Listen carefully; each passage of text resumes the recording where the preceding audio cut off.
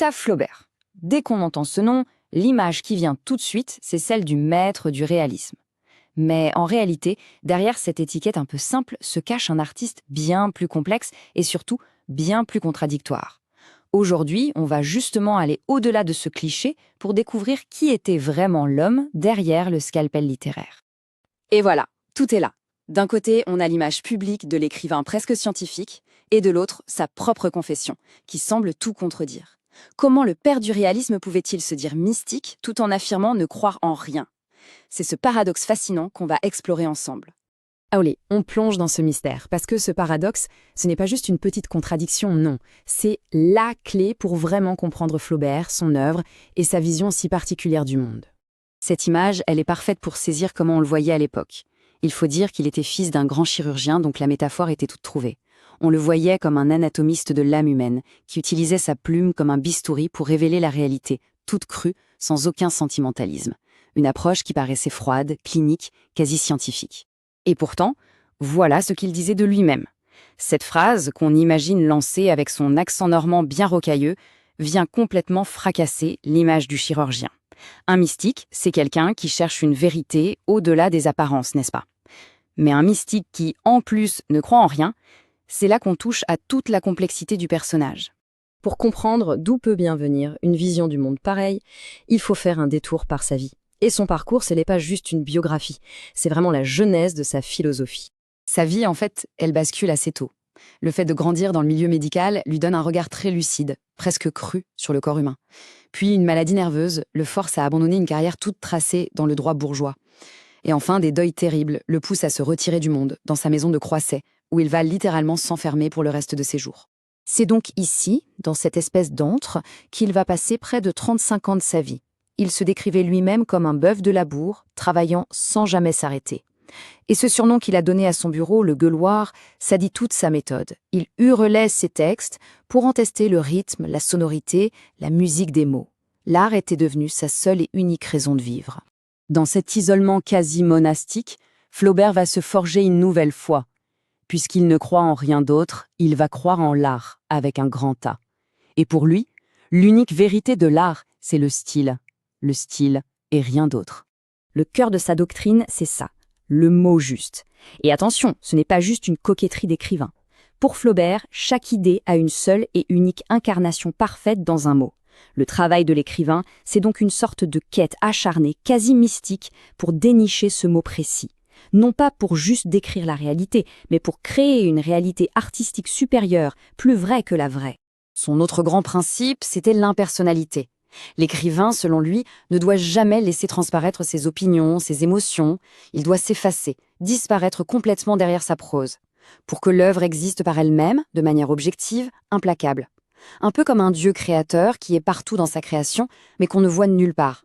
Et maintenant, voyons comment toutes ces idées contradictoires, elles ont littéralement explosé au grand jour dans son roman le plus célèbre et aussi le plus sulfureux, Madame Bovary.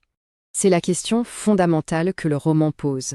Tellement fondamentale que la réponse a donné naissance à un concept de psychologie qu'on utilise encore aujourd'hui. Le bovarisme, en somme, c'est la maladie d'Emma. Elle a été nourrie au roman romantique, elle rêve d'une vie de passion, de luxe, d'évasion, mais la réalité de son quotidien de femme de médecin de campagne est d'une banalité à pleurer. Son drame, c'est ce gouffre, ce fossé impossible à combler entre ses rêves et la platitude du réel. Ah, cette phrase célèbre de Flaubert, elle est très souvent mal interprétée. Évidemment, il ne s'identifiait pas à l'adultère ou aux dettes d'Emma.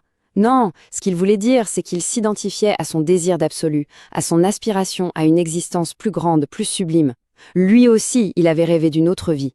Mais la différence, c'est que lui, il a renoncé à la vivre pour la sublimer dans l'écriture. Il faut imaginer le choc pour la société de l'époque. La précision clinique avec laquelle il décrit l'ennui, le désir, l'adultère.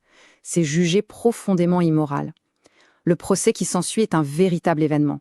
Et même s'il est finalement acquitté, le scandale est tel qu'il propulse Flaubert et son héroïne au rang de superstar.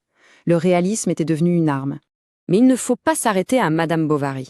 Ce n'est qu'une facette de son grand projet. Parce que l'obsession qui traverse absolument toute son œuvre, c'est la dissection d'un mal bien plus profond, la bêtise humaine. Flaubert avait une haine viscérale pour ce qu'il appelait la bêtise. Mais attention, pour lui, la bêtise, ce n'est pas l'ignorance, c'est bien pire. C'est la stupidité des idées toutes faites, des clichés bourgeois, de la prétention culturelle qu'on étale sans rien y comprendre. C'était, à ses yeux, le grand péché de la modernité. Et son projet ultime, celui de toute une vie, qu'il laissera inachevé, c'est ce livre, Bouvard et Pécuchet. C'est une sorte d'épopée satirique de deux copistes qui décident de tout apprendre, de l'agriculture à la philosophie, et qui échouent lamentablement à chaque fois. En fait, c'est une immense encyclopédie de la sottise, le catalogue définitif de l'échec humain. Tout ça, ça nous ramène à notre paradoxe du début. Et ça nous amène aussi à la résolution la plus profonde et sans doute la plus fascinante de l'énigme Flaubert. Le fameux livre sur rien. Qu'est-ce que ça veut dire? Ce n'est pas un livre vide de sens, au contraire. C'était un livre où le sujet, l'intrigue, tout ça deviendrait secondaire. Un livre où la seule chose qui compterait vraiment, ce serait la beauté pure de la forme, l'architecture des phrases, la musique du style. Une œuvre d'art absolue qui n'aurait besoin de rien d'autre qu'elle-même pour exister. C'est précisément cette porte fermée au fond du couloir de la vie que Flaubert voulait nous montrer. Derrière la façade bien rangée des vies bourgeoises, derrière toute l'agitation sociale, il y a ce vide, cette désillusion fondamentale. Le rien de son livre idéal, finalement. C'est ce néant existentiel.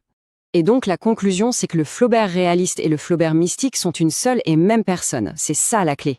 Il utilisait les outils d'un chirurgien, la précision, l'objectivité, le fameux mot juste, pour révéler une vérité de mystique, l'échec des illusions, le vide de nos existences, et comme il l'écrivait lui-même, l'infinie misère du tout. Dans ce monde absurde, seul le style, seule la beauté de l'art pouvaient apporter une forme de salut.